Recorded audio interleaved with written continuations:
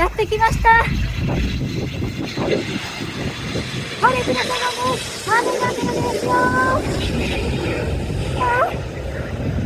ちょっとしか取れない。